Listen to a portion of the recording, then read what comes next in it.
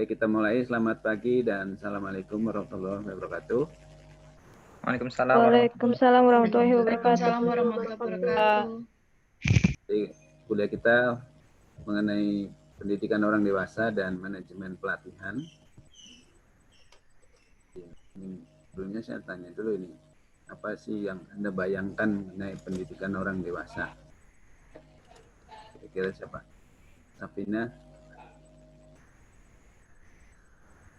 Apa yang dibayangkan mengenai pendidikan orang dewasa? Penyuluhan, Pak. Penyuluhan.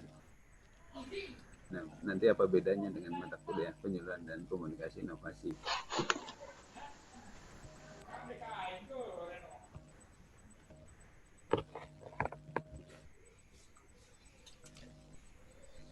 Elga, ini apa Ya, Pak. apa yang Anda bayangkan dari pendidikan orang dewasa itu apa sih kira-kira isinya? Mungkin lebih ke tindak lanjut dari apa ya, kayak penyuluhan yang kemarin udah kita pelajarin semester lalu sih, Pak. Belum kebayang juga sebenarnya. Anastasia, Intan.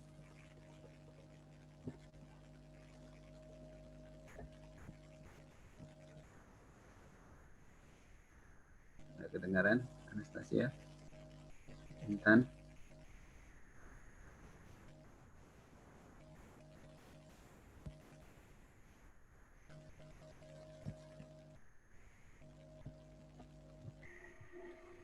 Maaf Pak, suara Bapak di saya tidak terdengar. Oh, nggak kedengaran. Suara Anda di saya kedengaran baik. Yang masalah yang di mana nih? Anissa, Dwi Safitri, kira-kira apa yang Anda bayangkan tentang pendidikan orang dewasa?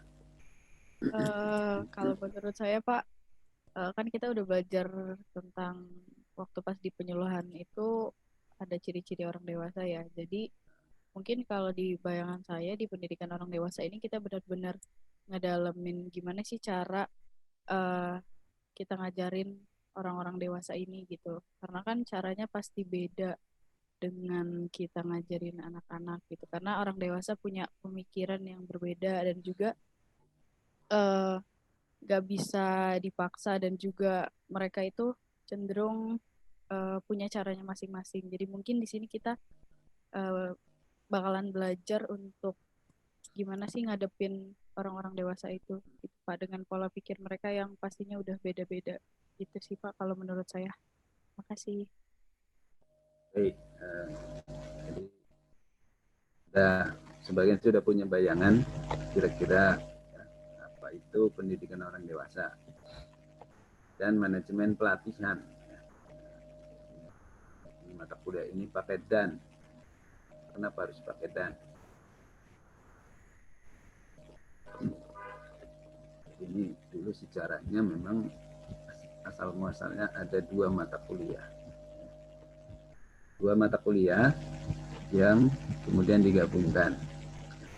Ya, makanya tapi sebenarnya memang bagian manajemen pelatihan itu lebih ke pada teknis nanti memanage bagaimana menyelenggarakan pendidikan orang dewasa. Nah, sebagai koordinator adalah saya, ya, mengenai timnya sama dengan tim di penyuluhan dan komunikasi inovasi, ya, jadi tidak banyak berbeda. Cuma koordinatornya saja yang ditukar.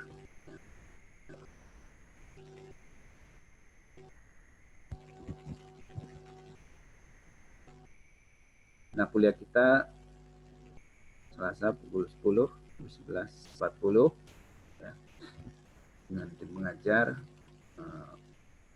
yang utamanya adalah saya dan Bu Asri. Nanti kalau ada halangan keduanya yang mungkin Bu Ana Fatia yang masuk ya. Nah, ini kelas A apa kelas B ya? Kelas A, Pak. Praktikumnya lanjut ya hari Selasa ya. Betul, Pak. Betul, Pak. Dan Senin praktikumnya hari Kamis. Oke, kemudian jadi apa yang ditawarkan oleh mata kuliah ini, jadi pada bagian pertama, itu bagian UTS, itu kita bicara mengenai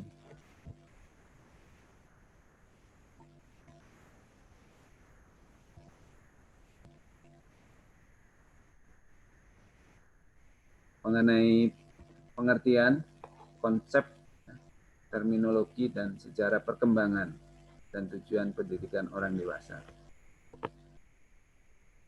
Ya, kita bicara singkat mengenai sejarahnya, apa itu terminologi pendidikan orang dewasa, dan apa tujuan pendidikan orang dewasa. Dan ya tentunya supaya ini penyelenggaraan pendidikan ini juga terarah, maka ada ya, kita bicarakan mengenai filosofi umum, filosofi kerja, dan fasilitator pendidikan orang dewasa. Kemudian siapa itu orang dewasa, ya.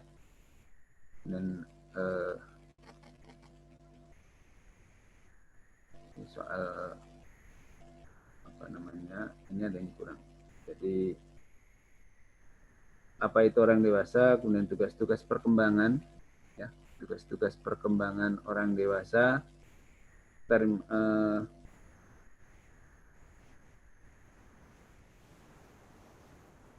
kemudian kita masuk pada perspektif psikologis, ya, pendidikan orang dewasa, kemudian rentang hidup dan model perkembangan orang dewasa. Kemudian setelah itu masuk, ini ada yang kepotong ya di bagian ini. Jadi kita bicarakan mengenai di situ yang kepotong itu adalah perspektif psikologis, ya, orang dewasa. Jadi juga kita bicara mengenai perspektif rentang hidup dan model perkembangan orang dewasa. Jadi nanti kita dari anak-anak sampai menjadi dewasa tentunya mempunyai concern, ya. Concern itu kita lebih mengutamakan yang mana dalam kehidupan kita. Itu kaitannya dengan SOW, ya. Diri sendiri, orang lain itu termasuk keluarga, ya. W itu kaitannya dengan kerja. Kan sekarang Anda ini sebagian besar belum memikirkan tentang kerja, kan. Jadi perhatian Anda tentunya belum tentang pekerjaan, ya. Dan suatu saat mungkin kan ada orang yang mengutamakan karir sehingga sampai agak melupakan orang lain itu keluarga, ya. Asal tentang pekerjaan, keluarga ditinggalkan. Kemudian kita bicara mengenai teori belajar dan aliran pemikiran di dalam pendidikan orang dewasa menurut perspektif Ali, ya. Kemudian teori-teori motivasi dikaitkan dengan orang dewasa belajar, ya. Dan kemudian adalah gaya belajar orang dewasa. Jadi di situ dijelaskan gaya apa saja yang dilakukan oleh orang dewasa untuk belajar. Itu adalah bagian UTS. Untuk bagian UAS, kita bicarakan mengenai pelatihan, ya, menurut analisis diskrepansi dan teknik analisis untuk menemukan kebutuhan pelatihan, ya. Diskrepansi, kira-kira apa diskrepansi? Di mata kuliah penyuluhan, Anda sudah dapat apa itu konsep mengenai masalah penyuluhan. Masih ingat apa masalah penyuluhan?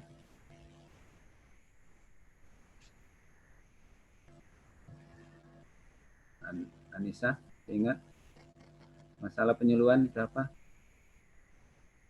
Definisinya? Atau masalah itu apa definisinya di dalam penyuluhan? Siapa yang ingat? Salwa?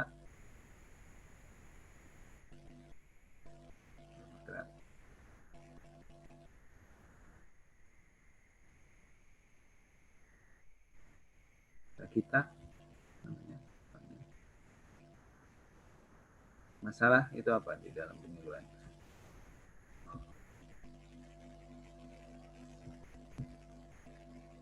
Lupa. Nah, jadi yang dekat dengan konsep masalah di dalam penyuluhan itu adalah diskrepansi. Ya. Di dalam manajemen pelatihan digunakan istilah diskrepansi. Nah, nanti akan dijelaskan lebih lanjut. Ya. Kemudian dari adanya diskrepansi atau masalah, ya, sehingga kemudian dihasilkan bahwa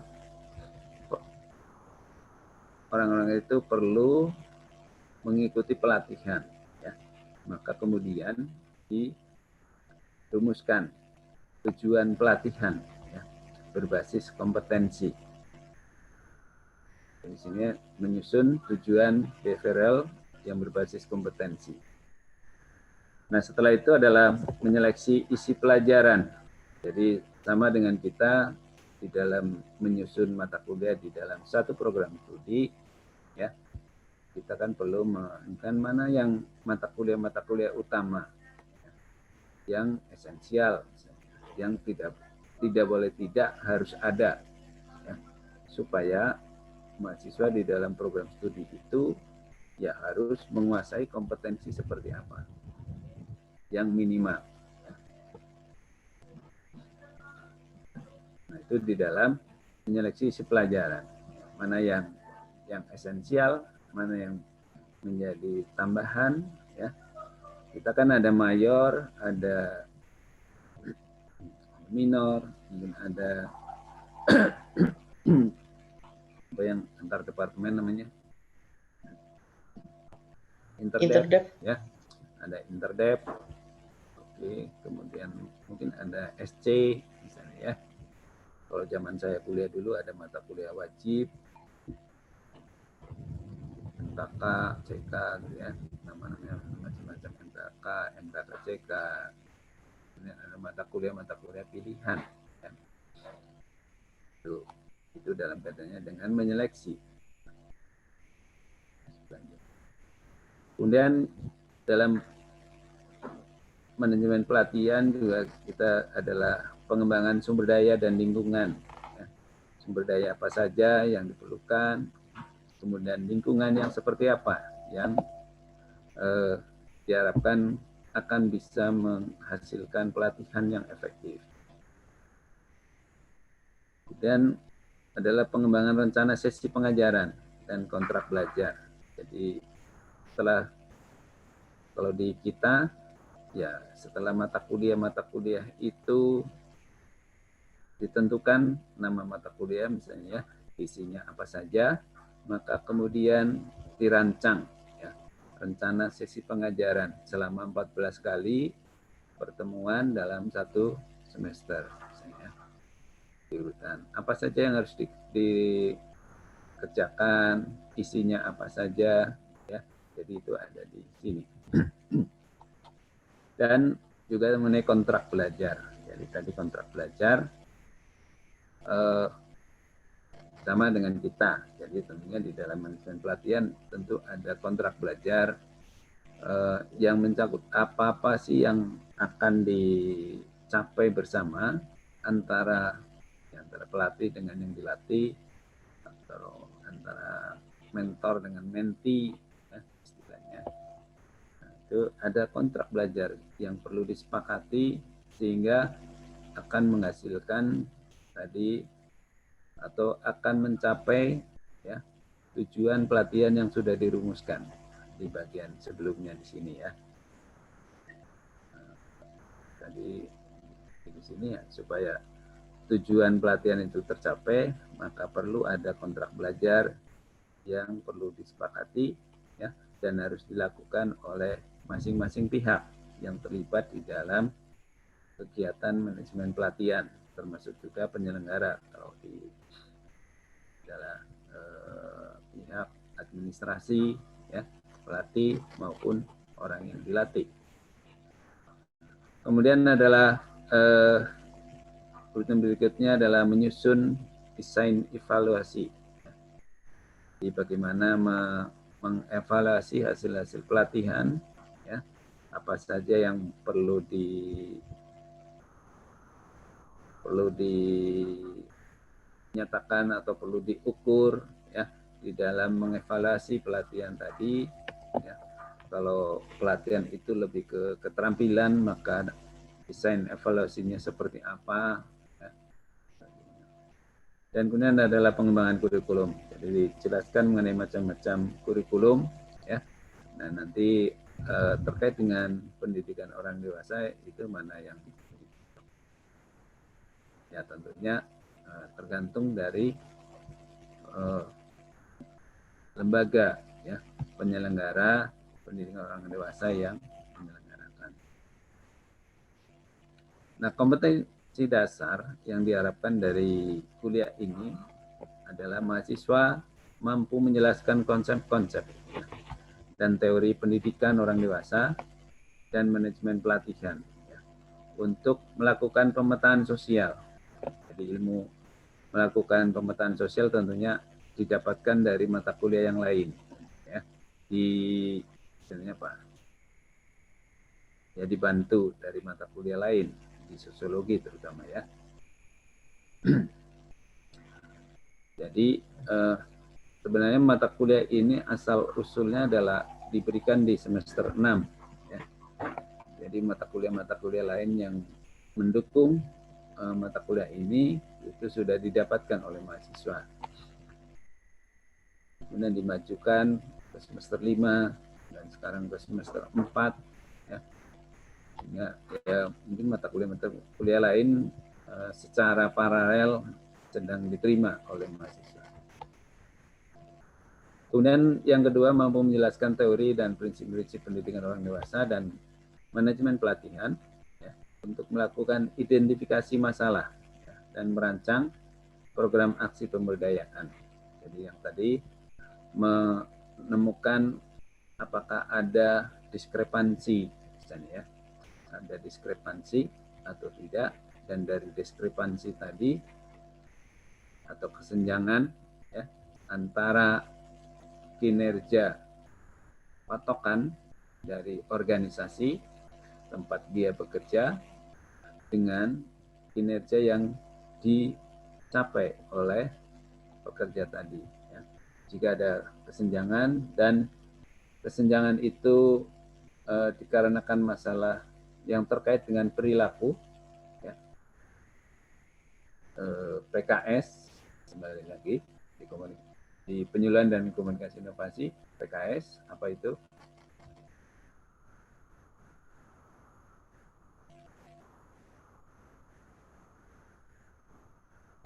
Apa itu PKS?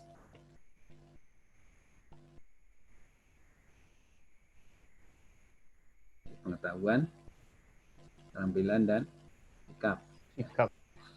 Nah, jadi dari situ misalnya maka diputuskan perlu adanya pelatihan, ya. Maka kemudian perlu dirancang program aksi pelatihan tadi. Kemudian yang ketiga adalah mampu menerapkan metode dan teknik aksi pemberdayaan, ya, melalui pengorganisasian komunitas, pengembangan kapasitas dan jejaring, dan pendidikan non formal, ya. Jadi ya, metode dan teknik aksi pemberdayaan tentunya ada di mata kuliah lain, ya. Sebagian sedang diberikan di semester ini, mungkin yang lain baru akan diberikan di semester berikutnya, ya, karena mata kuliah ini ketika lokakarya terakhir dan saya kebetulan tidak datang itu karena tersesat rute jalannya, ya, karena hotelnya susah dicari dan diputuskan di situ ternyata bahwa dari semester 5 maju ke semester 4. Oke, kemudian yang keempat adalah mampu melakukan evaluasi terhadap program aksi pemberdayaan, ya, khususnya pelatihan dengan pendekatan kuantitatif dan kualitatif. Ya, jadi ada rumusnya yang bisa menghasilkan kenapa atau kapan sih, ya, pelatihan itu perlu dilakukan tadi kan sudah ya. Nah, di sini kalau sudah dilakukan, nah, kita bisa mengukur, ya, mengevaluasi apakah pelatihan itu sudah efektif atau belum berdasarkan ukuran kuantitatif maupun kualitatif. Ya. Jadi kita membuat standar sama dengan seperti meneliti. Ya. Tentunya Anda belum dapat mata kuliah MPS ya. Nah, sebenarnya kalau ini sudah dapat mata kuliah MPS kan membantu juga mata kuliah MPS di sini. Kemudian mampu bekerja sama dalam mengelola, ya. Jadi mengidentifikasi, merencanakan, melaksanakan dan mengevaluasi dari program, proyek atau kegiatan pendidikan orang dewasa atau pelatihan. Ya, ini dalam memanage kegiatan pelatihan. Kemudian yang keenam adalah mampu mengambil keputusan berdasarkan data dan informasi berkenaan dengan program, proyek, kegiatan PUD atau pelatihan, ya, dengan metode kuantitatif dan kualitatif. Dan mengambil keputusan, misalnya tadi nanti dia ada juga metodenya perlu apa yang perlu diperbaiki, gitu ya, untuk kegiatan-kegiatan selanjutnya. Jadi itu adalah kompetensi dasar yang diharapkan dicapai oleh mahasiswa setelah mengikuti mata kuliah ini. Nah, apa rasional perlunya pendidikan orang dewasa dan manajemen pelatihan? Jadi kalau Anda mengamati masyarakat, ya, dan di dalam mata kuliah sosiologi atau sosiologi pedesaan, ya,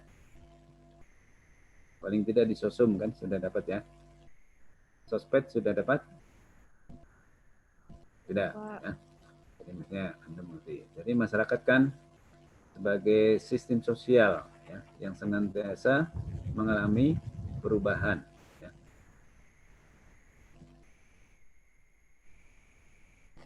Nah, kenapa berubah? Masyarakat itu berubah kenapa? Misalnya karena ada perkembangan teknologi, ya kan? Jumlah penduduk yang makin padat juga akan mengubah kelembagaan masyarakatnya, misalnya kan. Nah, sifat masyarakat yang berubah tadi kontemporer, ya, selalu berubah, itu menguat, ya, seiring dengan arus globalisasi. Bahkan makin sini kan makin cepat perubahannya. Ya. Jadi mungkin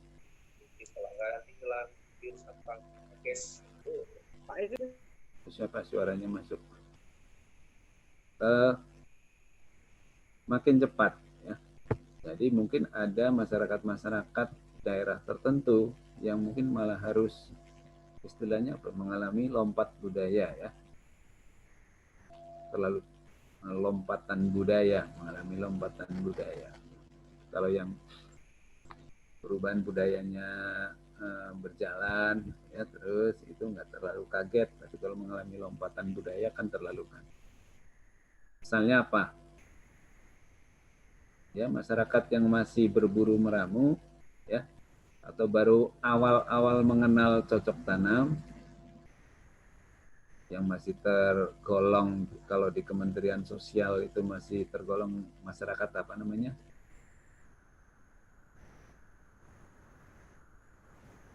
Masyarakat suku terasing, ya. Itu kan pekerjaannya, salah satu pekerjaannya Kementerian Sosial, ya. Ada Direktorat Jenderal Masyarakat Suku Terasing. Nah, kemudian tiba-tiba terikat dengan sistem apa istilahnya, inti plasma, ya. Inti plasma dalam misalnya perkebunan sawit. Bertani saja belum mengenal bisnis, ya, tiba-tiba udah terikat dengan ikatan modern, ya, inti plasma. Nah, jadi tidak selalu berhasil, ya. Nah, globalisasi mengubah warga negara menjadi konsumen. Ya, sebagian besar akan menjadi konsumen, termasuk kita, ya kan? Ada HP baru dan sebagainya, fasilitas baru. Ini Zoom juga hal yang baru kita. Dan untuk Zoom ini kita harus bayar kan ya. Program studi harus bayar. Merespon ya, jadi harus merespon atas konsekuensi dari perubahan tadi. Nah, ini tentunya perubahan-perubahan tadi itu menimbulkan tekanan bagi individu ya, untuk mampu menempatkan dirinya dalam masyarakat kontemporer. Kalau kita tidak mengikuti perubahan tadi, kan akan menjadi tertinggal ya, menjadi tertinggal oleh budaya tadi, sehingga kita tidak dapat berpartisipasi secara memadai dalam kebudayaan yang tadi berkembang terus.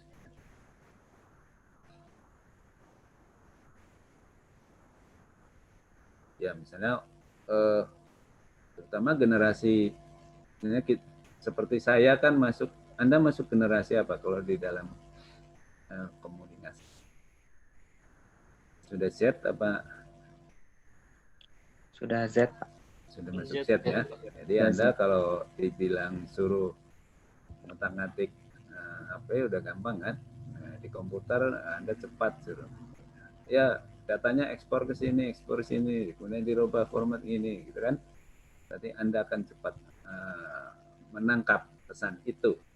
Tetapi bagi generasi X, ya, generasi X itu ya seperti saya dan yang lebih senior, ya, tentunya itu tidak mudah.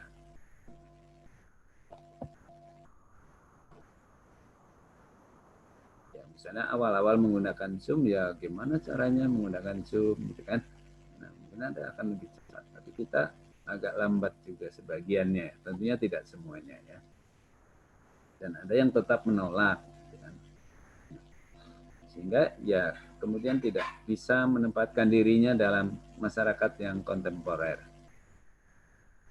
Nah, perubahan sosial tadi tentunya menuntut individu ya untuk menjadi pembelajar yang aktif supaya tidak terasing dari kebudayaan yang kontemporer tadi.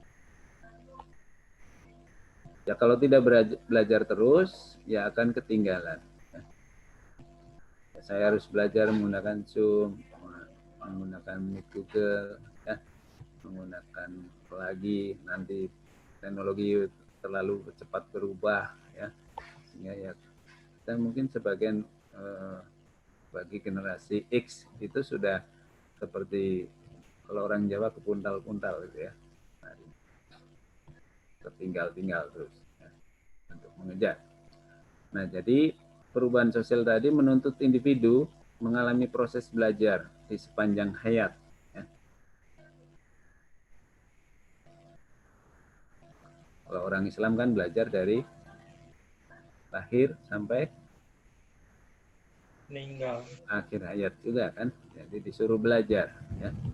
Karena apa yang kita pelajari pada 20 tahun yang lalu, kalau Anda belum lahir ya, 20 tahun lalu, itu tidak cukup untuk melakukan aktivitas pada saat ini. Apalagi 30 tahun yang lalu. Ya. 30 tahun yang lalu, tahun berapa jadi? Tahun 90-an awal ya. Nah, kan komputer itu belum dikenal luas. Kantor-kantor belum banyak yang menggunakan komputer. Tapi sekarang mau tidak mau. Kan? Jadi harus belajar terus ya. Jadi itu yang melahirkan konsep pendidikan sepanjang hayat. Ya. Lifelong education. Ya. Bukan long life education ya. Kira-kira apa bedanya? Mungkin banyak orang yang menyebut long life education. Tapi konsep yang benar adalah lifelong education. Nah, kalau long life education apa? Belajar tentang atau supaya berumur panjang. Jadi kalau lifelong education ini belajar sepanjang hayat. Jadi POD dan manajemen pelatihan itu dibutuhkan untuk memfasilitasi individu, ya, mengerti kemanusiaan itu sendiri, mengerti dirinya sendiri, dan memberdayakan mereka dalam merespon dunia yang senantiasa berubah tadi. Ya. Jadi masuk mereproduksi kembali kebudayaan, perkembangan iptek, ya, perkembangan iptek dan sekarang kita mengalami banjir informasi, ya, atau ledakan informasi. Nah, saya bayangkan. Kalau dulu mungkin kita tenang-tenang saja, tidak. Tahun 90-an tidak bawa HP, tenang-tenang aja ya. Kalau sekarang Anda tidak ketinggalan HP, gimana rasanya? Kalau tahun 90 tidak bawa HP nggak apa-apa. Kenapa kira-kira?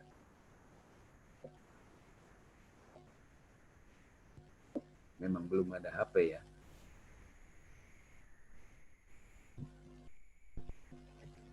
Nah, sekarang terlalu banyak informasi yang berseliweran di sekeliling kita, harus kita terima, gitu ya. Ya, misalnya satu orang punya 5 WA group saja, ya. Itu udah berapa seliweran informasinya. Nah, kalau semua WA grupnya aktif, ya, setiap hari. Saya mungkin lebih dari 20 WA grup ya. Kadang-kadang harus bacanya cepat, ya. Nah, itulah. Kalau baca cepat, taruh ini silau oleh HP. Oke, ya.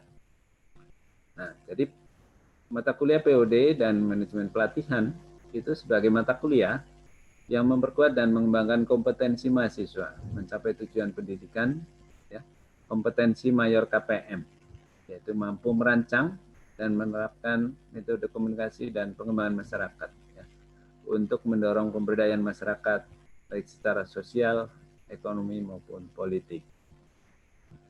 Jadi setelah mata kuliah ini, mengikuti mata kuliah ini, mahasiswa diharapkan mampu menjelaskan beragam konsep, teori, pendekatan, prosedur, dan prinsip-prinsip yang mendasari pendidikan orang dewasa dan manajemen pelatihan. Mampu menggunakannya dalam melakukan perencanaan pendidikan orang dewasa, khususnya dalam pelatihan. Nah, mungkin di dalam Anda sudah dapat pengembangan masyarakat? Sudah, Pak. Kan di situ konsepnya kan pengembangan masyarakat yang lebih khusus kan adalah pemberdayaan masyarakat, ya. Jadi apa kaitan PUD dengan pemberdayaan masyarakat? Jadi dari beragam perspektif yang ada di dalam pengembangan masyarakat, diantaranya adalah perspektif keadilan sosial, ya, yang menekankan pada perspektif individual di dalam isu-isu sosial.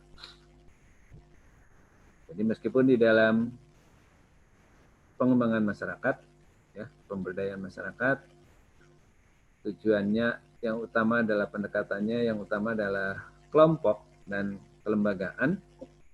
Namun salah satu misi utamanya adalah pemberdayaan pada tingkat individu. Dan itu yang lebih digarap oleh POD, ya, dan komunikasi, ya, penyuluhan dan komunikasi inovasi, ya, yang lebih menekankan pada individu. Tapi di dalam pemberdayaan masyarakat juga, ya, ada pendekatan individu juga, ya, meskipun yang utamanya adalah pendekatan kelompok dan kelembagaan. Nah, pemberdayaan individu yang berkelanjutan, ya, pada dasarnya dilakukan melalui satu proses pendidikan orang dewasa yang menitik beratkan upaya mengatasi masalah orang dewasa. Jadi APOD ini adalah dalam rangka mengatasi masalah yang dihadapi oleh orang dewasa, sesuai dengan karakteristik orang dewasa. Masalah-masalah orang dewasa, ya kalau yang sudah bekerja tentunya misalnya dikaitkan dengan persoalan kinerja, ya. Kinerja di mana dia bekerja. Ya. Misalnya tadi dengan konsep diskrepansi, ya, maka kalau pekerja itu mempunyai masalah diskrepansi antara kinerja harapan dengan kinerja faktual, ya. Nah, itu kan berarti ada masalah, ya, yang dihadapi. Nah, itulah yang perlu jadi di sini diperlukan pemahaman, ya, mengenai konsep, teori, model, pendekatan, dan prinsip yang mendasari pendidikan orang dewasa. Nah, adapun pokok bahasan kuliah kita selama 14 kali adalah tadi yang pertama hari ini adalah penjelasan kontrak kuliah, rasional, dan secara perkembangan pendidikan orang dewasa. Pada minggu kedua kita bicarakan mengenai pengertian orang dewasa, ya. Apakah hanya karena umurnya sudah, Anda berapa tahun umurnya, Taufik? 19? 20, Pak. Sudah 20. Jadi ya ada yang 18, 19, 20 kan. Apakah karena umurnya sudah sekitar 20 tahun, ya. Atau kalau pakai undang-undangnya Indonesia, misalnya di perkawinan kan diusulkan yang laki-laki berapa tahun boleh menikah. Dan itu menyatakan bahwa disebut dewasa. Boleh memperoleh SIM umur berapa tahun, beda-beda ya. Apa hanya karena umur, ya? Tentunya ada pengertian lain, ya, selain karena umur. Kemudian tugas-tugas perkembangan orang dewasa, ya. Jadi dalam periode-periode umur tertentu ada masa kanak-kanak, ada masa remaja, ya, ada dewasa awal, ya. Mungkin Anda sudah masuk bagian dewasa awal menurut definisinya Happy-Girls misalnya, ya. Nah, masing-masing kategori umur tadi mempunyai tugas perkembangan, ya, yang berbeda dengan tugas perkembangan pada periode umur yang lain. Kemudian kita bicarakan mengenai terminologi dan perkembangan konsep pendidikan, ya, mulai dari tabula rasa sampai kemudian ada pedagogi dan andragogi. Ya. Dan mungkin sekarang ada pemikiran apa perlu ada konsep yang baru lagi, ya, tautologi misalnya.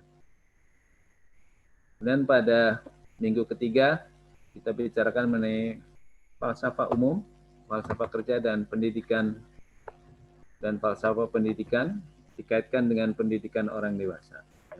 Jadi mana yang lebih sesuai, atau kalau kita menggunakan filosofi yang mana, maka di situ kita perlu melakukan apa, ya.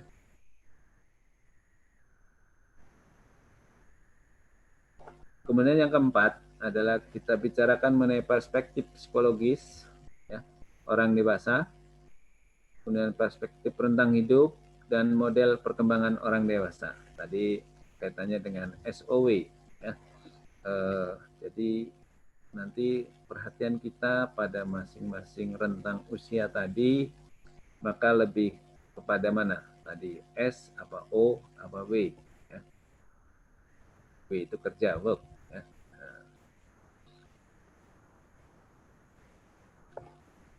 Nah, kemudian yang kelima adalah teori-teori motivasi, ya, dan kaitannya dengan belajar orang dewasa. Jadi motivasi, apa itu motivasi dan bagaimana motivasi mempengaruhi perilaku, ya, orang dewasa. Beberapa teori motivasi yang akan diberikan ada teori motivasi isi, teori motivasi proses, ya. penguatan, dan teori XY diantaranya. Ya. Kemudian kita bicarakan mengenai teori belajar dan aliran pemikiran orang dewasa dari perspektif ahli teori POD. Ada teori penyadaran, misalnya ya, ada dari Cobb and Fry, Gagne, kemudian Jarvis, kemudian dari Knowles dan Rogers, Carl Rogers. Nah, pada minggu ke-7 kita bicarakan mengenai gaya belajar orang dewasa. Ya. Itu ya kita di sini memulai dari bagaimana sih sistem kerja otak kita dikaitkan dengan kita cenderung belajar dengan gaya yang seperti apa. Dan kita ada yang lebih bekerja dengan otak kiri, ada yang otak kanan, ya. Nah, jadi di situ gaya belajarnya tentunya beda-beda.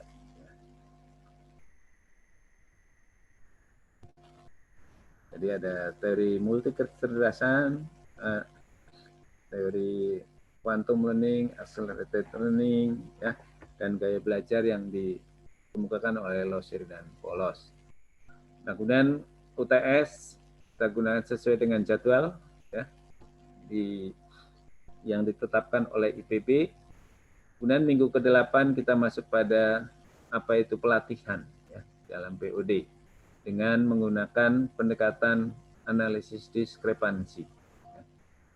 Nah, setelah tadi diputuskan bahwa dari analisis diskrepansi itu diputuskan perlu ada pelatihan, maka kemudian perlu disusun tujuan behavioral, ya, dalam pelatihan yang berbasis pada kompetensi. Setelah tujuan dirumuskan, maka kemudian tahap selanjutnya adalah termasuk juga mengembangkan bagaimana lingkungan yang diperlukan di dalam pendidikan orang dewasa, ya, supaya pelatihan itu bisa berjalan efektif, ya. Dan penyusunan rencana sesi pengajaran di dalam pelatihan.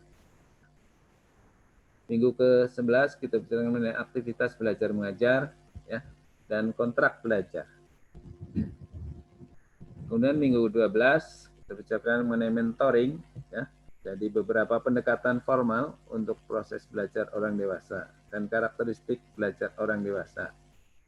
Prinsip-prinsip mentoring dan bagaimana, ya, karakteristik mentor atau pelatih, ya, yang diharapkan supaya pelatihan itu bisa berjalan dengan baik. Kemudian minggu 13 kita bicarakan mengenai kurikulum pelatihan, ya. Ada kurikulum, ya, bagaimana posisi kurikulum di dalam pendidikan dan model-model kurikulum, ya. Ada kurikulum yang berbasis pada subjek mater, ada kurikulum yang disebut dengan kurikulum yang terpadu, misalnya, ya. Nah, nanti kaitannya dengan PUD yang mana yang lebih tepat. Ya. Kemudian minggu ke-14, jadi ada desain pelatihan, ya, atau evaluasi hasil belajar pelatihan. Jadi itu adalah minggu-minggu kuliah kita, ada 14 kali, kemudian diakhiri dengan ujian akhir semester. Ya.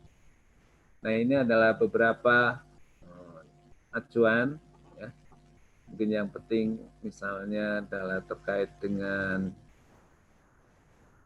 pertama yang anonimus, ya, mengenai pendidikan orang dewasa. Kemudian yang lebih, nah ini ada di situ ada yang digunakan adalah modelnya apps, ya, Arif Zainuddin mengenai pengertian andragogi. Kemudian ada Conti, ada Porter dan Hernaki, ya, ada Dirga Gunarsa, Freire, kemudian Hevigers, Hickerson dan Middleton, nomor 22, terutama kaitannya dengan manajemen pelatihan, ya. Kemudian ada Peter Jarvis, tadi ditemukan di pengantar depan. Kemudian Losir dan Polos, tadi terkait dengan gaya belajar, tadi, ya. Yang 29 ini salah satu metode penghitungan untuk menentukan kapan kita perlu pelatihan, ya. Perlu pelatihan atau tidak bagi para pekerja tadi. Kemudian termasuk yang tadi yang Dickerson dan Middleton. Ya.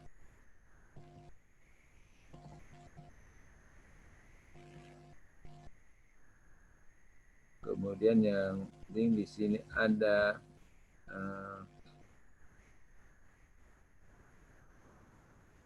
Torrent Valley Institute, ya, ya, itu terkait dengan gaya-gaya belajar, terkait dengan bagaimana cara menyajikan materi. Kemudian ada Tracy, kemudian dikaitkan dengan kurikulum, misalnya adalah Tilar, ya, dan yang terakhir ada Winkle. Jadi itu adalah perkuliahan kita. Nah, strategi perkuliahan kita dalam masa pandemi tentunya kita harus menggunakan metode daring. Ya. Daring itu bisa sinkronus maupun asinkronus. Ya. Nah, misalnya WAG atau PPT bernarasi itu kan memungkinkan kita asinkronus, ya kan. Saya biasanya membuka WAG tetap dibuka meskipun di luar jam kuliah, ya. Jadi Anda bisa tetap bertanya kalau Anda perlu minta penjelasan.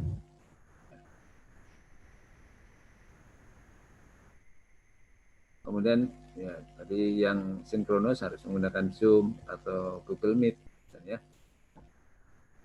Nah, jadi tadi termasuk saya bertanya, termasuk bagian dari penguatan proses belajar. Nah, Anda dihubungkan dengan mata kuliah penyuluhan dan komunikasi inovasi. Anda masih ingat nggak konsep-konsep? Karena sebagiannya berdekatan dengan itu. Ya. Jadi mata kuliah ini memang ya saling melengkapi, ya, dengan mata kuliah penyuluhan dan komunikasi inovasi. Nah, kalau dulu ketika ini masih semester 6 justru mata kuliah ini prasyaratnya adalah mata kuliah penyuluhan. Nah, kemudian untuk penilaian, jadi ada UTS, UAS, ya, ada nilai praktikum. Ya, kita biasanya membagi sama sepertiga, ya. UTS kita menggunakan kombinasi tes objektif dan essay. Kemarin di komunikasi dan penyuluhan dan komunikasi inovasi ada essay-nya nggak? Nggak ada. Nggak ada, Pak. Supaya cepat. Karena agak ribet juga pakai essay memang. Ya. Oke, untuk praktikum nanti mungkin dijelaskan lebih lanjut di kelas praktikum, ya. Jadi untuk standar penilaian saya kira sama dengan yang berlaku di IPB. Nah, kalau generasi Anda kan sudah beruntung, ya. Ada nilai AB, ada nilai BC, ya. Kalau zaman saya kan ya 79,5 ya masih nilai B, kan. Karena yang AB itu nilai B sebenarnya, B gemuk istilahnya, ya. Nah, kalau BC, nah, ini C gemuk. Jadi kalau ditanya dapat berapa B gemuk gitu ya. Jadi itu ya 79,6 ya masih dapat B juga. Ya.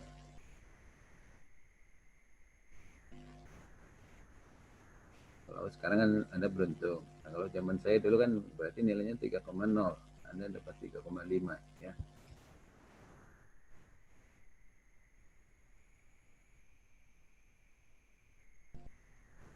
Oke, untuk tata tertib, jadi segera mengikuti, tapi ini belum semuanya disesuaikan dengan sistem daring, ya. Jadi di dalam daring mengikuti aturan yang di atasnya, baik di departemen maupun IPB. Jadi kalau kita pakai Zoom misalnya, Anda fotonya tidak ditayangkan, kemudian tidak posisi unmute, dipanggil 3 kali tidak menyahut, maka dianggap tidak hadir. Ya. Kehadirannya dicoret. Kemudian foto tampilan, berarti Anda harus berbaju yang resmi. Ya. Kalau yang jangan sampai kelihatan baru bangun tidur jika dipanggil. Ya, yang lain aturannya sama dengan perkuliahan yang lain. Ya. Anda harus mengikuti perkuliahan minimal 80%. Nah, yang sisanya itu harus menggunakan izin. Ya. Bukan karena kurang dari 80% baru ada izin salah satu. Tapi kalau Anda hadirnya 80%, yang 20%-nya itu harus dengan izin. Itu aslinya peraturannya. Ya. Jadi ya masuk di sini, masuk kalau pakai Zoom ya jangan terlambat masuk Zoom ya. Ini nggak usah ini detail ya. Ini adalah alam kontak. Ya, kalau ada masalah perkuliahan silakan Anda menghubungi sekretariat KPM. Saya kira Anda sudah sering kali menghubungi ya. Mungkin ini belum saya tuliskan siapa satu lagi, Rahma. Ya.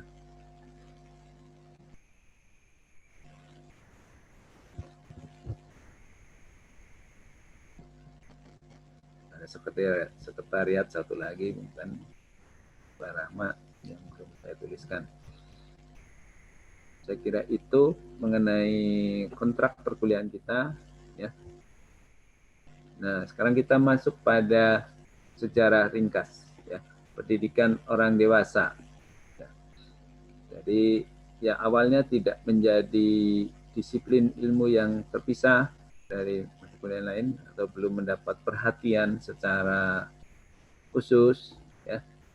Tapi kemudian di Amerika Serikat mulai diorganisasikan, ya, sebagai cabang disiplin ilmu pendidikan yang sudah diingat sejak abad 18. Di Amerika Serikat mulai diorganisasikan tahun 1920. Ya. Nah, pada awalnya konsep, teori, dan pendekatan ilmu pendidikan itu lebih dominan sebagai wacana pendidikan anak dan remaja.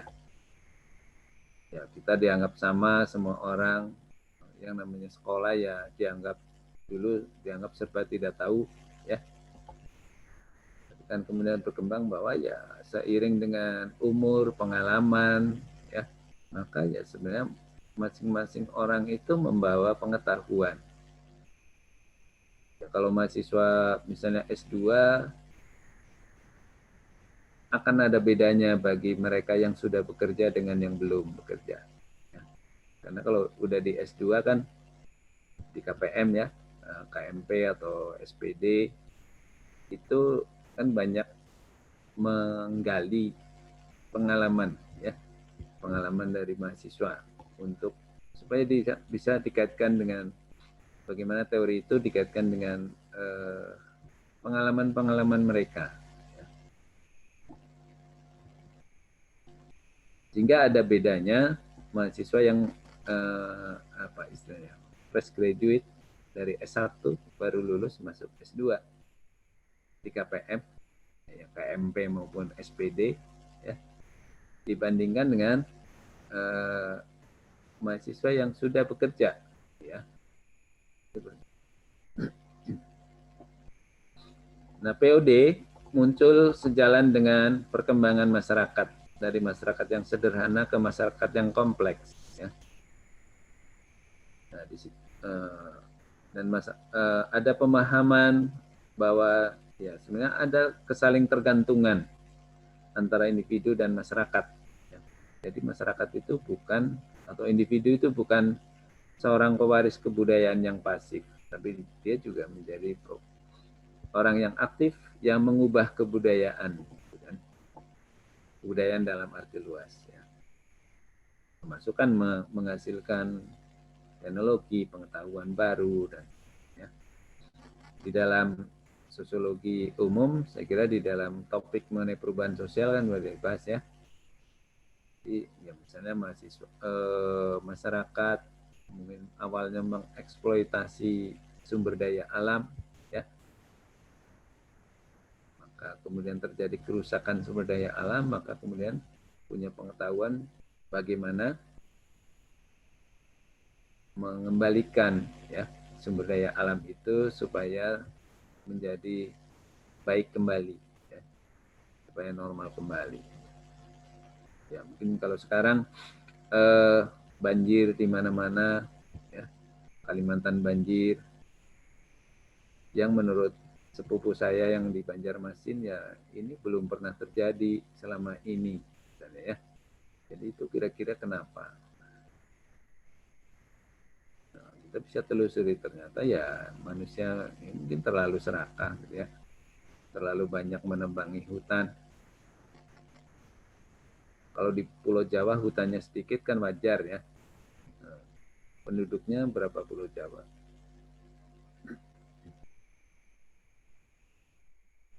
Lebih dari 160 juta kan.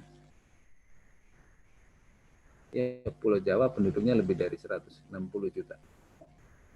Pulau Kalimantan penduduknya berapa?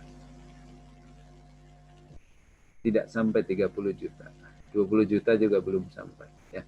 Padahal luas Kalimantan itu 5 kali luas Pulau Jawa. Kalau hutannya udah gundul, dari peta apa itu ya, satelit ya. Nah, jadi hutan gundul di Kalimantan itu sudah sangat meluas. Dan kemudian diganti yang sebagian gundul betul-betul gundul, yang sebagian diganti dengan tanaman sawit ya, yang tidak mampu menahan air ya.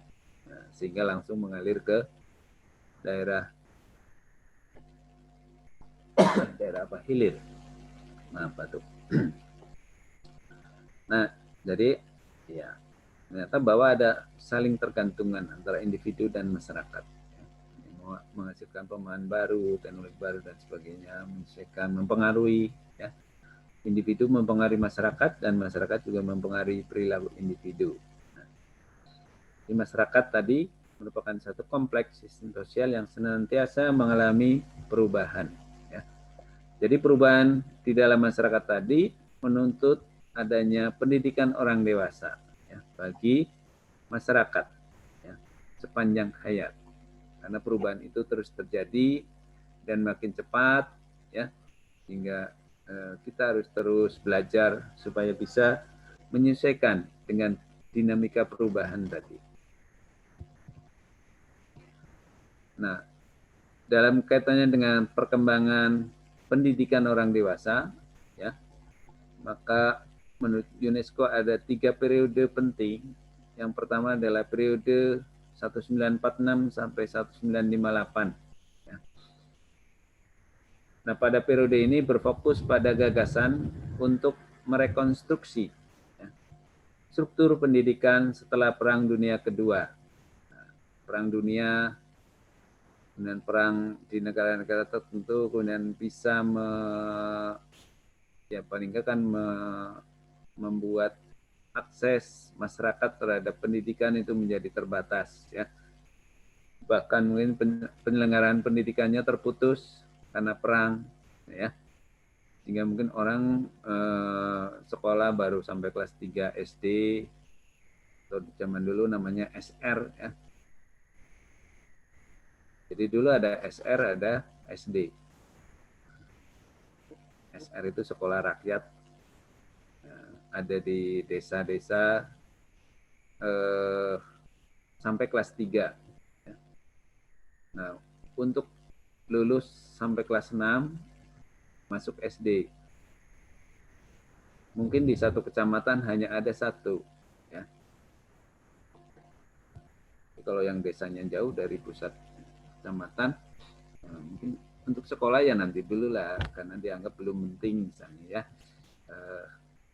atau karena terlalu jauh 7 km suruh jalan kaki gitu ya.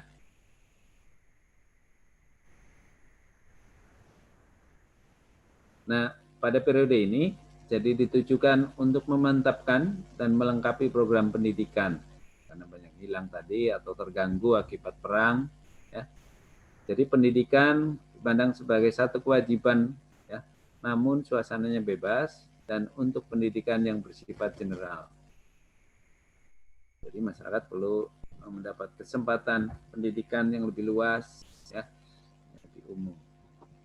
Yang kedua adalah periode 1960 sampai 76 ini digunakan konsep pendidikan sepanjang hayat ya, untuk pertama kalinya sebagai satu wacana yang secara eksplisit ditujukan untuk pendidikan orang dewasa.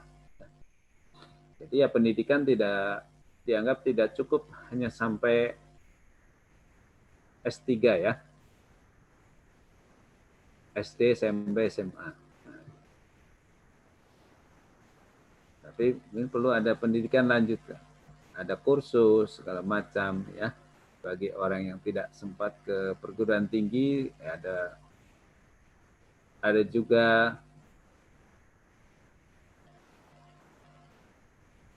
yang paling lebih kenal kan apa itu? Paket A, paket B, paket C kan. Nah, di bawahnya paket A ada lagi ya. Itu namanya KF ya, keaksaraan fungsional. Jadi calistung, baca tulis hitung. Nah, kalau paket A kan setara SD ya. KF itu ya yang penting bisa membaca, menulis, berhitung dengan lancar. Tidak ada ijazahnya, mungkin sertifikat saja ya. Tapi dulu waktu saya pergi ke kemana? Kabupaten mana? Goa ya, Sulawesi Selatan untuk mengevaluasi kegiatan-kegiatan KF. Ya, orang-orang yang mengikuti KF itu senang juga ya. Mereka istilahnya cerita bagaimana setelah mengikuti KF ya bisa meningkat pengetahuan keterampilannya, bahkan ada yang memang karena di tempat kerjanya untuk menjadi mandor disyaratkan bisa baca tulis hitung misalnya. Jadi setelah mengikuti program KF tadi ya dia akhirnya diangkat jadi mandor. Orang yang membuka warung makan jadi dia bisa menghitung ya keuntungan dari usahanya karena dia dari belajar berhitung bagaimana menghitung usahanya dan sebagainya. Jadi pada periode ini tadi dengan konsep pendidikan sepanjang hayat ya untuk sebagai wacana yang secara eksplisit ditujukan untuk pendidikan orang dewasa. Jadi mulai dipisahkan. Jadi jika pendidikan didefinisikan sebagai pendidikan sepanjang hayat dan POD mencakup semua proses pendidikan, maka POD dan pendidikan sepanjang hayat itu ya menyatu ya di dalam realita yang tunggal. Ya, sambungan dari pendidikan anak-anak atau pedagogi tadi ya, itu yang disebut dengan POD. Jadi dalam periode ini semua proses pendidikan harus dilakukan dalam konteks pendidikan sepanjang hayat ya, atau POD dan merupakan basis bagi satu proses pendidikan yang utuh. Ya, pendidikan tadi tidak cukup selesai sampai S3 tadi ya. SD, SMP, SMA. Periode ketiga itu adalah mulai tahun 80 di mana pendidikan orang dewasa berlanjut menjadi sebuah konsep yang harus diterapkan ya dalam semua area pendidikan dan harus dikembangkan dalam konteks pendidikan sepanjang hayat. Sehingga di sini juga ya semua orang ya termasuk orang-orang yang orang tua, orang dewasa perlu menikmati pendidikan secara luas dan dari sini pendidikan pada periode ini, pendidikan sepanjang hayat dikembangkan dengan menambahkan kata education for all, ya, atau pendidikan untuk semua orang. Nah, tentunya dengan metode pendidikan orang dewasa tadi.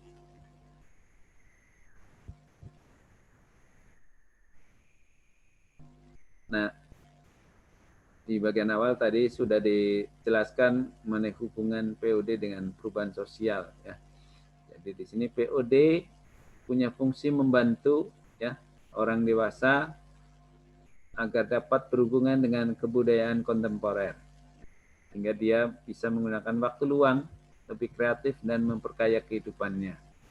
Ya, dia bisa nyaman dengan saat ini, ya, bisa berinteraksi dengan saudara-saudaranya yang jauh, misalnya dengan menggunakan HP, misalnya, ya. Dan orang dewasa, POD membantu, yang kedua adalah membantu memahami orang dewasa itu, memahami proses perubahan budaya dan mampu beradaptasi, ya, dan menempatkan dirinya sedemikian rupa sehingga masyarakat selalu terbarukan secara berkesinambungan.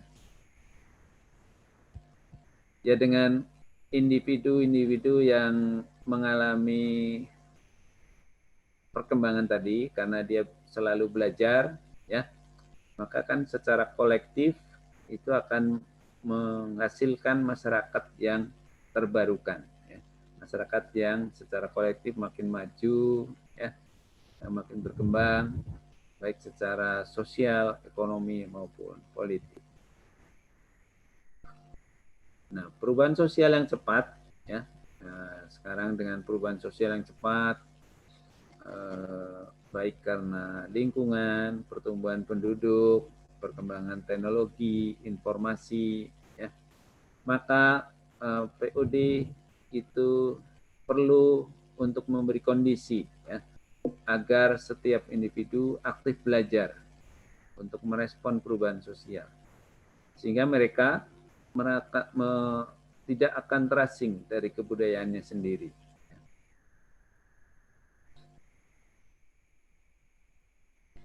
Ya, misalnya mungkin dulu misalnya yang cuman generasi kakek kita mungkin masih menganggap pendidikan itu tidak penting, misalnya, ya. Pendidikan itu tidak penting, sehingga sekolah itu ya bagi orang tertentu saja. Sekolah ya cukup sampai SD saja, ya. Sekarang kan makin dirasakan bahwa pendidikan itu penting. Maka kemudian diselenggarakan pendidikan lanjutan, ya. Di perguruan tinggi ada S1, S2, S3. Kalau diploma dulu D1, kemudian dikembangkan jadi D2, jadi D3, jadi D4, ya. Kemudian juga sekarang diberikan juga ada program magister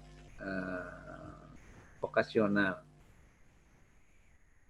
magister, doktor, tapi yang lebih ke vokasional, ya, bukan saintis.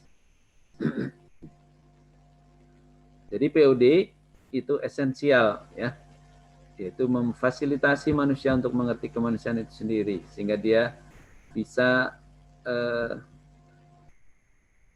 mengikuti perubahan di dalam masyarakatnya, ya, sehingga tidak terasing. Ya, misalnya dosen itu mungkin dosen-dosen tahun 60-an 70-an ya banyak yang bergelar S1 saja, ya. Tapi kemudian dirasakan tidak memadai lagi, sehingga mulai dibuka program S2 untuk dosen-dosen, ya. Pertengahan tahun 70-an, jadi mungkin tahun 75, 76, IPB yang merintis, ya, program pasca sarjana di Indonesia, termasuk sosiologi pedesaan, ya, yang ada di KPM S2, dan juga ilmu penyuluhan pembangunan, ya. Dulu ada di FAPET, Fakultas Peternakan. Kemudian ekonomi pertanian ya yang ada di FEM ya sekarang ya. Itu adalah rintisan program S2 yang ada di Indonesia. Jadi kita punya paling tidak ada 3 program studi yang menjadi perintisan program pasca sarjana di Indonesia. Sekarang misalnya ya dosen tidak cukup cuma S2. Ya. Maka dosen diharapkan bisa S3 semuanya. Bagi yang masih muda-muda ya. Bagi yang sudah cukup tua mungkin ya mikir lagi untuk sekolah S3. Kalau nanti lulus, begitu lulus pensiun ya.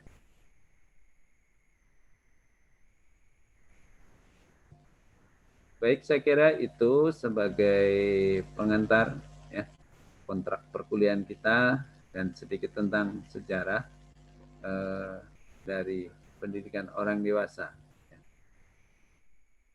Mungkin ada yang mau didiskusikan, silakan.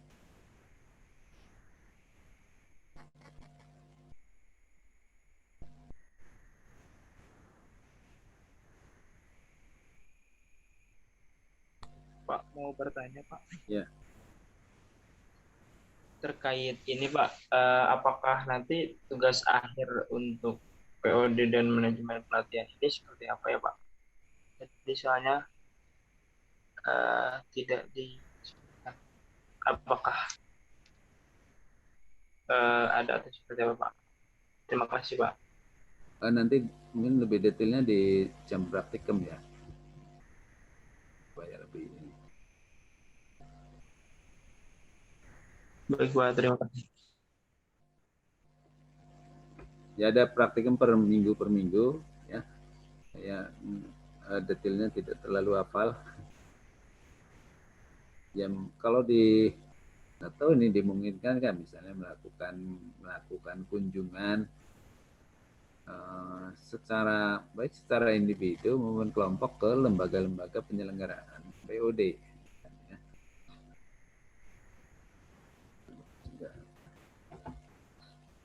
Oke, ada lagi?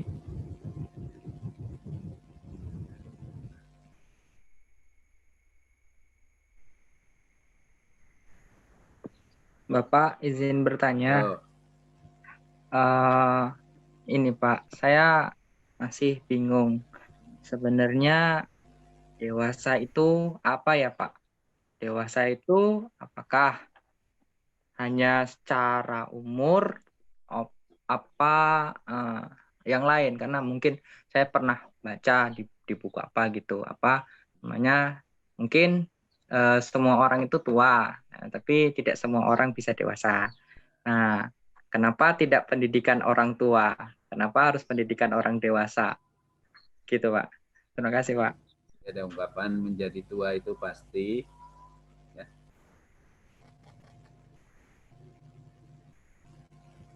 Tua itu pasti. Tapi menjadi dewasa itu belum tentu. Ya. Kan ada orang-orang yang sudah umurnya di atas 60 tapi perilakunya masih anak kan, ya kan?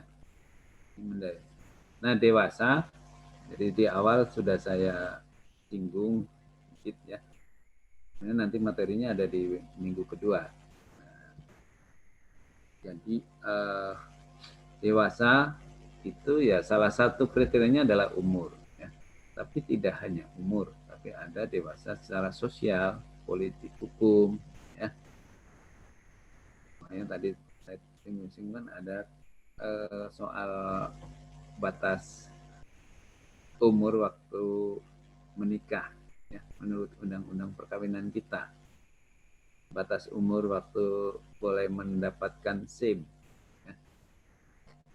Itu kan soal umur ya. Tapi itu ada kaitannya dengan apa sih sebenarnya? Kan sebenarnya dewasa itu karena akalnya yang sudah menjadi panjang akal itu apa? Bukan panjang tangan ya. Visioner. Hah? ya boleh visioner, panjang akal, ya artinya kita menggunakan akal dalam bertindak, ya. Menggunakan akal rasional, ya, ya kita ya, tidak lebih menggunakan apa ya, dikit-dikit berantem misalnya, gitu kan? Ya harus pikirkan, ya berinteraksi dengan orang lain, ya itu kan ya memang ada masalah, tapi perlu misalnya diatasi dengan misalnya dengan dialog misalnya kan. Kalau anak-anak muda kan dikit-dikit berantem ya, bahkan mungkin soal berantem diturunkan dari generasi ke generasi di sekolah, sehingga di SMA tertentu kan terkenal ya, pasti tiap tahun berantem. Dewasa jadi baik dewasa secara umur, sosial, masyarakat, dan secara maupun secara individu, ya. Jadi masing-masing kita kan mempunyai harapan atau keinginan seperti apa. Secara sosial ya kita punya kewajiban, ya. Sudah dianggap punya kewajiban tertentu di dalam masyarakat, ya. Kewajiban sebagai warga negara, kewajiban dalam keluarga, ya, dalam ke-RT-an, menjadi berperilaku baik dengan tetangga, mungkin ada kewajiban ronda misalnya bagi setiap kakak, ya kan?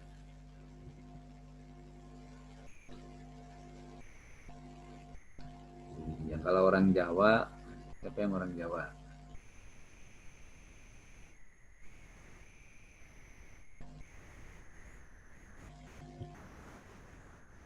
Antik orang mana?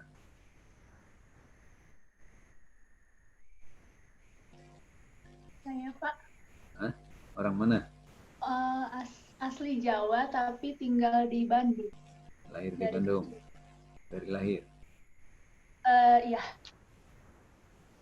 Janatul orang mana?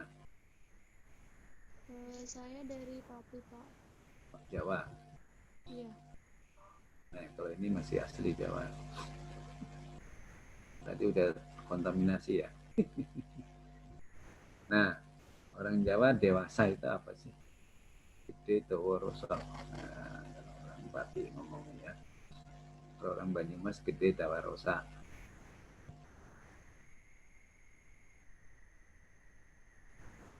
Gede itu dari badan, maksudnya tenaga. Badannya besar, tenaganya kuat, itu gede. Jawa itu apanya? Tadi fisik ya, gede itu dari fisik, badan kuat, badannya besar, tinggi. Jawa itu di pikiran, ya. Jadi pikirannya sudah, dia sudah bisa diajak untuk berpikir secara dewasa. Nah, rosa itu dari tenaganya.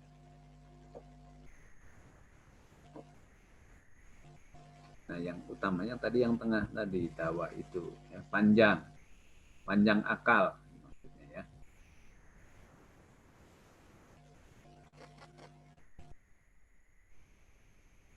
Oke, ada lagi. Jadi nanti kita bahas lebih lanjut di minggu kedua. Mungkin satu lagi Pak dari saya Pak. Ya. Apakah kita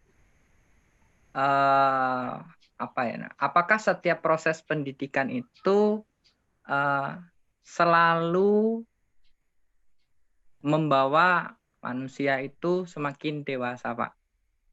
Nah, kalau misalnya tidak, berarti menurut pendapat saya nih ya Pak,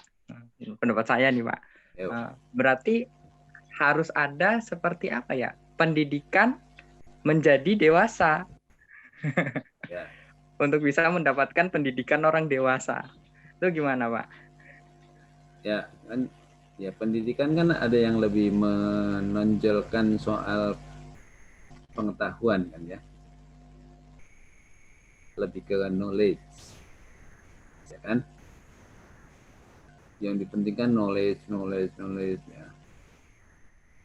Tapi mungkin ada yang dilupakan, ya kan? Kan dia lebih knowledge lebih kepada apa? Intelijensi itu apa? Bagian mana? IQ ya, ya kan? Tapi sebenarnya ada dua lagi kan? Apa selain IQ? IQ, emosional IQ, quotient ya, sama emosional. apa lagi? SQ, ya. Spiritual. Spiritual itu jangan cuma dipandang agama ya, lebih luas. Nah, ya, spiritual kan termasuk kita tanggung jawab. Ya. Kita bekerja dengan tanggung jawab penuh, itu bagian dari spiritual. SQ tadi.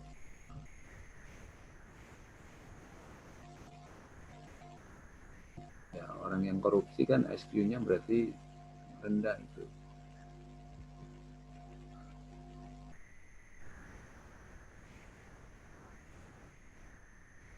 IQ-nya mungkin bagus, ya. Dia bisa berkolaborasi dengan banyak orang. Belakangnya kalau yang menganggap ya kalau ketangkap KPK itu ya karena bagian sial gitu ya. Hanya karena kebagian sial.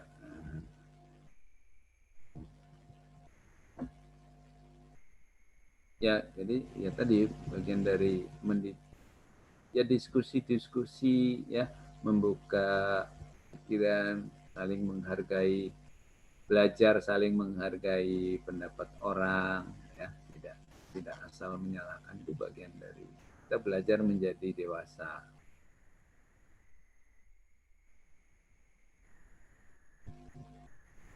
Toleransi yang benar gitu ya, dalam konsep yang benar. Kita menjadi dewasa.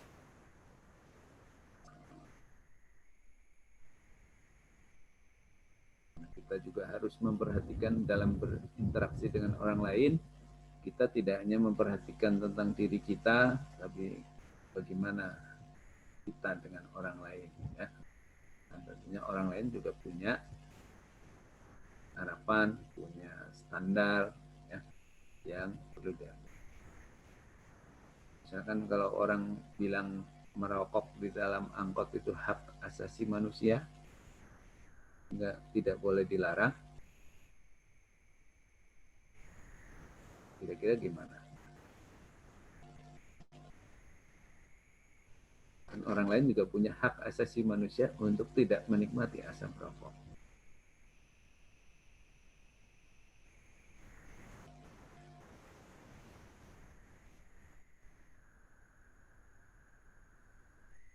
Ketika dia hanya bilang, lo merokok kan hak asasi manusia, kenapa dilarang ya, di dalam angkot ya, dan berarti dia masih baru, hanya memperhatikan diri sendiri, tidak peduli dengan hak orang lain. Oke, saya kira ada lagi. Mau tanya Kak, Ya, agak keras lagi. Iya. Lembut banget. Oh iya Pak, izin bertanya menyambung dari pertanyaan Rizky sama yang tadi Bapak sampaikan. Tadi kan Bapak menyebut kalau di orang Jawa itu disebut dewasa kalau lebih ke condong punya istilah Jawa tadi ya Pak. Nah kalau menurut pengalaman saya gitu, emang di sekitar saya muncul istilah seperti itu, dan itu kebanyakan remaja kebanyakan teman-teman seusia saya gitu, mereka punya pikiran yang udah bisa menyelesaikan masalah sendiri, itu dipengaruhi juga dari lingkungan keluarga mereka. Nah menurut Bapak itu memang benar, apakah lingkungan itu bisa mempengaruhi tingkat kedewasaan seseorang atau enggak gitu Pak? Makasih Pak. Ya iya, kan orang itu bisa menjadi dewasa kan bisa karena dari dirinya sendiri, dari lingkungannya, ya, dari lingkungan sekolah, dari lingkungan masyarakatnya, ya sama istilahnya gini, di keluarga ketika kecil kan kita diajarkan untuk mengucapkan kata-kata yang sopan ya. Ketika bermain dengan teman-teman sepermainannya, setiap saat keluar bahasa hewannya. Dikit-dikit keluar bahasa hewan. Jadi begitu pulang lupa. Bawa pulang keluar bahasa hewannya. Padahal di rumah kan diajarkan yang sopan. Itu ketika anak-anak misalnya ya. Ya lingkungan mempengaruhi lah. Makanya kan ya kita perlu mencari ya lingkungan yang sehat dalam arti luas ya. Lingkungan yang bisa membawa kita kepada kebaikan. Gitu ya. Sehingga ya kita tidak terbawa kepada hal-hal yang kurang baik. Ya. Seperti tadi ya, jangan bergaul dengan orang-orang yang sukanya berantem ya. Kan ada ya teman yang kelompok teman lain yang tidak suka berantem ya, bergabunglah dengan mereka. Jangan suka bergaul dengan orang yang kerjanya cuma nongkrong ya, di pinggir jalan tengah malam. Padahal kan orang yang tidur ya, tidur kita yang sehat itu jam berapa sih? Ada yang tahu? Sekitar jam 10 bukan Pak maksimal. Ya, tidur itu yang sehat jam 10 sampai jam 2 malam. Soal mulai tidur jam 9 sampai jam 3 nggak apa-apa. Maksudnya antara jam 10 sampai jam 2 malam itu kita harus dalam posisi tidur. Itu tidur yang sehat. Anda sudah belajar biologi kan? Ada pergantian sel yang mati. Ya. Kalau sel-sel tidak diganti, sel yang mati, apa yang terjadi? Toksik dalam tubuh Pak. Misalnya di wajah kita apa kelihatannya? Tampilan di wajah kita. Kusam Pak. Nah, kusam, tidak bercahaya ya. Nah, itu kenapa? Ya, karena tidurnya mungkin terlalu malam. Nah, tidur jam 10 sampai jam 2 malam misalnya, itu 4 jam kan? Dibanding dengan tidur dari jam 3 pagi sampai jam 10 siang, itu berapa? 7 jam ya. Tapi yang 7 jam itu tidak menghasilkan regenerasi sel. Jadi tidur yang jam 10 malam, jam 2 itulah yang terjadi regenerasi sel. Sehingga badan kita segar. Apalagi orang Islam habis subuh juga nggak boleh tidur ya. Jangan tidur habis subuh. Tapi orang begadang jam 4. Salat subuh tidur. Nah, tetap lawoyo badannya coba. Itu contoh soal perilaku. Ya kita cari teman-teman misalnya yang lebih mengarah pada yang baik-baik gitu ya. Mencari kawan itu perlu selektif. Kira-kira itu supaya menjadi dewasa. Kan dewasa itu ya tadi berperilaku normal menurut standar masyarakat ya. Standar yang baik kan.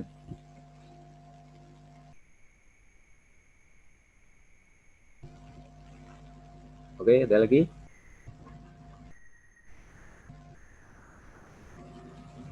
Terima kasih, Pak.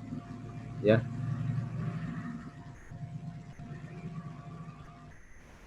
Ini mau nanya. Suaranya hilang.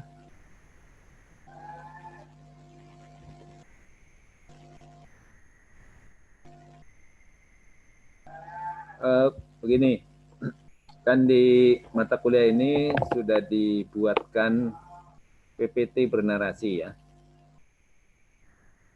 Jadi nanti Anda akses, silakan. Nanti linknya saya kasih tahu di WAG ya.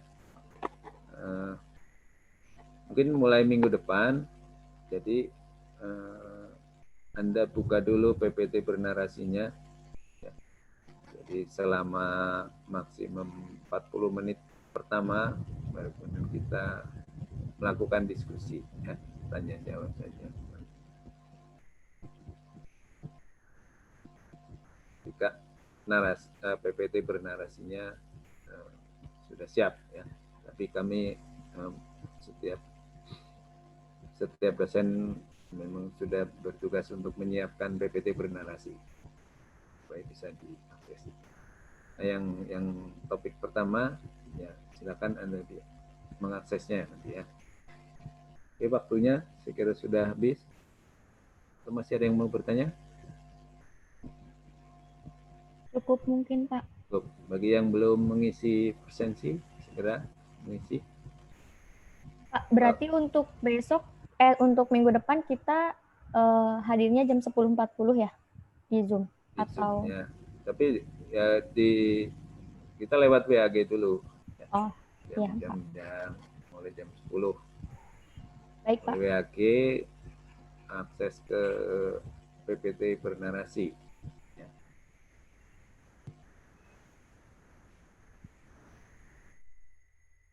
Baik, sekira kalau tidak ada, kita cukupkan. Selamat siang dan wassalamualaikum warahmatullahi wabarakatuh.